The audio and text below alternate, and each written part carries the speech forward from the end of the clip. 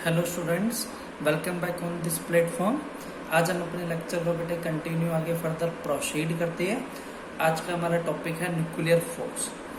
Nuclear force नाम से clear है, न्यूक्लियस के अंदर लगने वाला फोर्स। न्यूक्लियस के अंदर बहुत सारे प्रोटॉन्स होते हैं। प्रोटॉन पे पॉजिटिव चार्ज होता है, जिनकी वजह से उन पे क्या लगता है, रिपल्शन। लेकिन रिपल्शन की वजह से वो दूर दूर जाना चाहते हैं। लेकिन न्यूक्लियर फोर्स एक ऐसा फोर्स है जो उन सबको रिपल्सन के बावजूद बांध के रखता है, बाइंड करके रखता है, क्योंकि पावरफुल फोर्स है ना। तो बस यही बेटे पढ़ेंगे। इसे न्यूक्लियर फोर्स का है। मैं क्या इट्स बाइंड, बाइंड का मतलब बांधना, बाइंड्स ऑल न्यूक्लियॉन्स। न्यूक्लियॉन्स मैंने कल क्लास में पढ़ाया था, प्रोटॉन्स और न्यूट्रॉन्स को कहते हैं इन आ टिन्नी, छोटे से टिन्नी सेंट्रल कोर, एक छोटे से कोर मतलब न्यूक्लियस के अंदर, इन स्पाइट ऑफ, किसके बावजूद, in spite of electrostatic repulsion between them, इसके बावजूद बांध के रखता है। ठीक है सर। इसके अंदर प्रॉपर्टीज क्या क्या है बेटे, इसकी प्रॉपर्टीज कह लीजिए या फिर आप इसे कह लीजिए करैक्टरिस्टिक, दोनों का मतलब सेम है कि सर क्या क्या इसकी प्रॉपर्टीज है।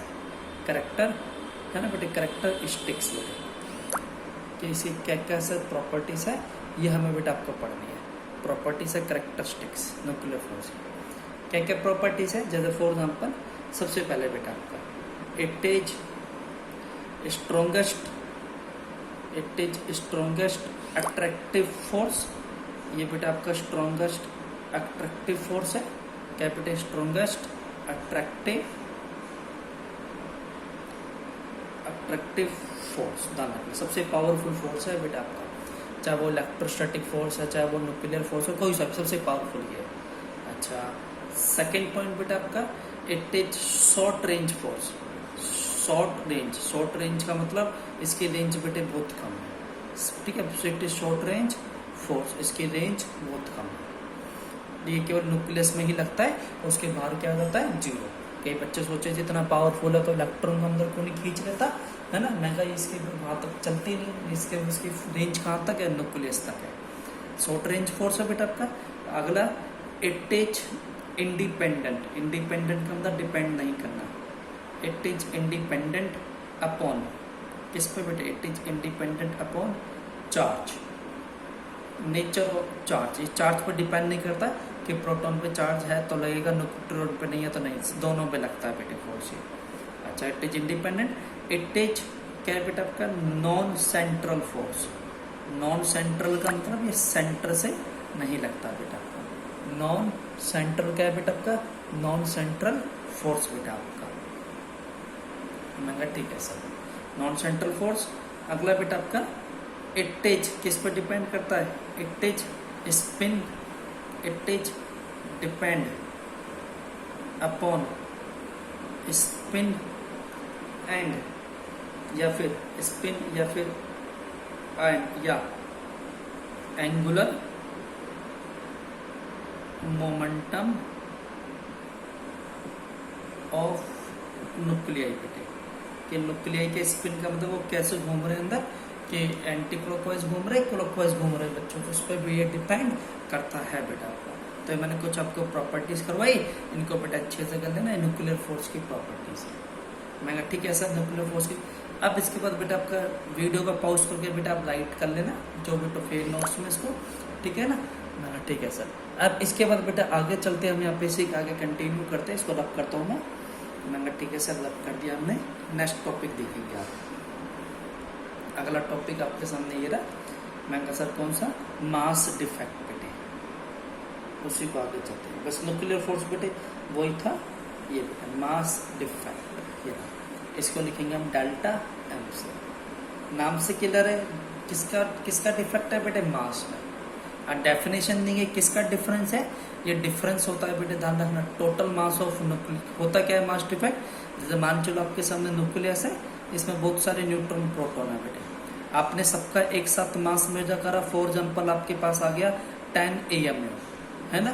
लेकिन जब आपने एक एक सबको फ्री कर दिया, एक एक न्यूट्रॉन प्रोटॉन सबका अलग अलग मास आपने मेजर करा और टोटल अलग अलग मास मेजर कर में सबको आपने ऐड करा, तो आपके पास आ गया 10.1 AM। जब सब न्यूक्लियस पूरे को मेजर करते 10 AM, अलग अलग मेजर करके ऐड करते तो 10.1, तो ये वाला ज्यादा है ना बेटे।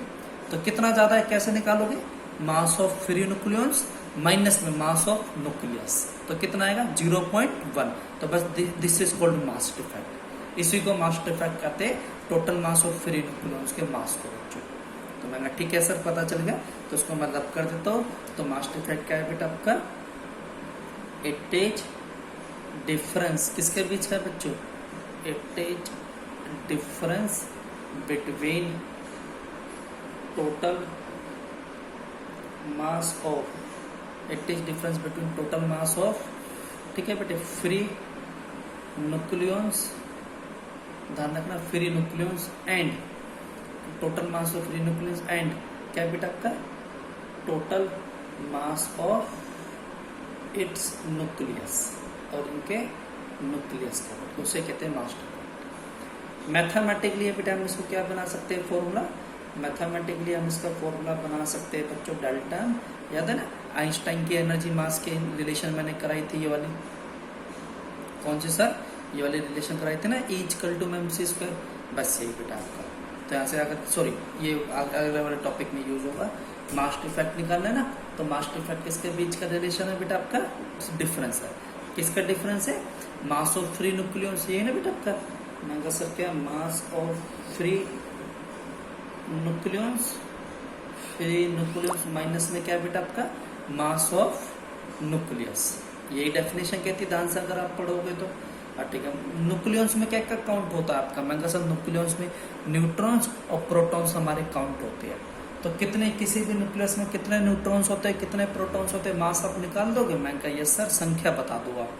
तो प्रोटॉन की संख्या कौन बताएगा बेटे, जेड, मैंने बताया था ना जितना जेड होता है उतना, तो जेड संख्या पता चलिए और इसको मल्टीप्लाई कर दो एक प्रोटॉन के मास से, तो टोटल मास ऑफ प्रोटॉन आ गया। प्लस न्यूट्रॉन की संख्या कौन बताएगा याद है, ए माइनस जेड, क्योंकि न्यूक्लियस में प्रोटॉन और न्यूट्रॉन दोनों होते हैं, तो मल्टीप्लाई मास ऑफ न्यूट्रॉन, एक न्यूट्रॉन के मास से मल्टीप्लाई कर दिया, माइनस में मास ऑफ न्यूक्लियस, न्यूक्लियस का मास कितना बेटे बता दोगे, मैं गैस हमने मान लिया मास ऑफ न्यूक्लियस कौन से एटम का, मतलब है जिसका atomic number Z, mass number बेटे ए, ये इसका फॉर्मूला है, इस टाइप से बेटे मास डिफेक्ट।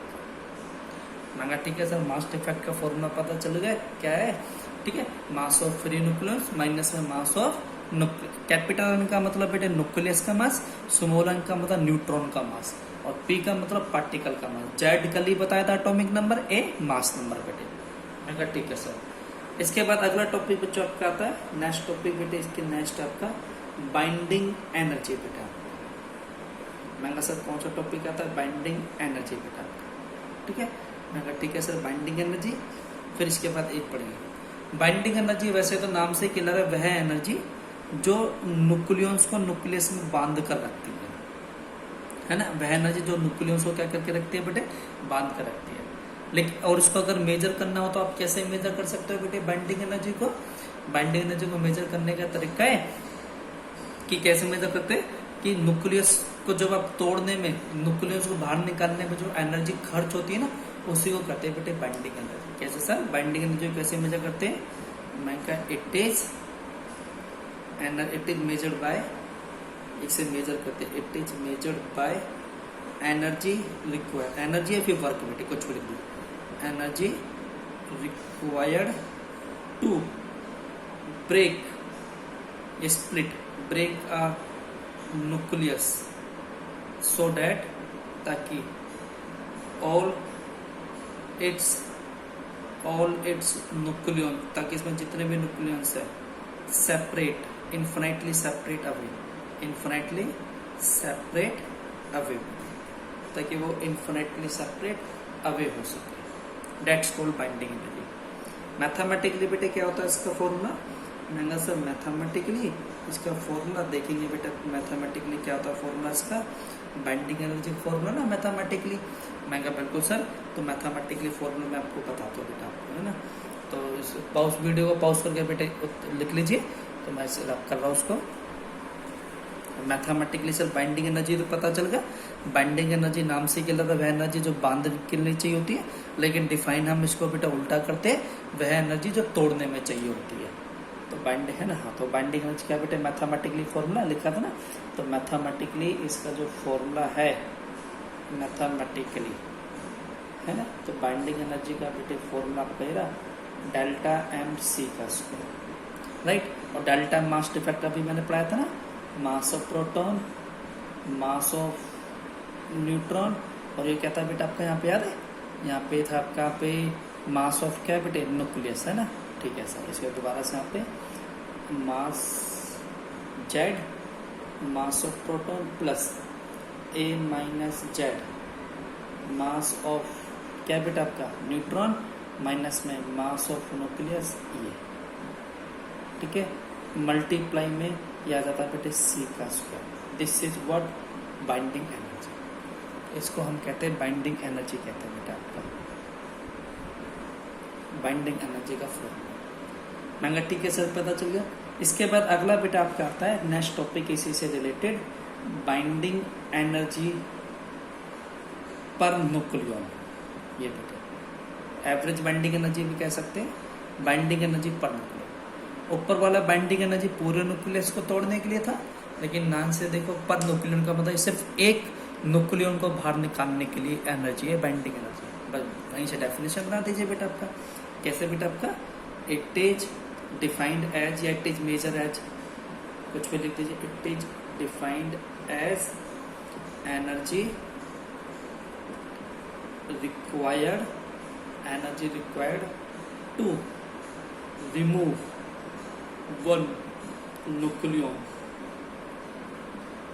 फ्रॉम, किससे बेटे, nucleus, from nucleus is called, उसे क्या कहते हैं बेटे आपका, मैंने sir binding energy per nucleon, उसे बाइंडिंग एनर्जी पर न्यूक्लियन बेटे कहते हैं उसको, पर न्यूक्लियन।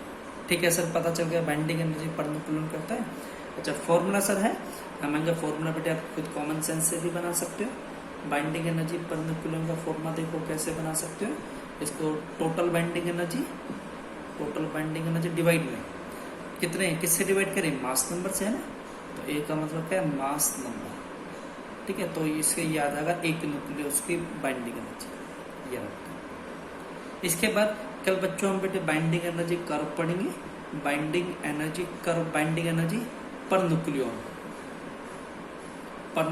कर्व बेटे पढ़ेंगे कल मैं इसका आपको पीडीएफ भेजूंगा, उसको अच्छे से करना कर्व और उसके बारे में इंपॉर्टेंस बेटा आपका, ठीक है। तो आज के लिए इतना सफिशिएंट है, ओके बच्चों, ठीक है।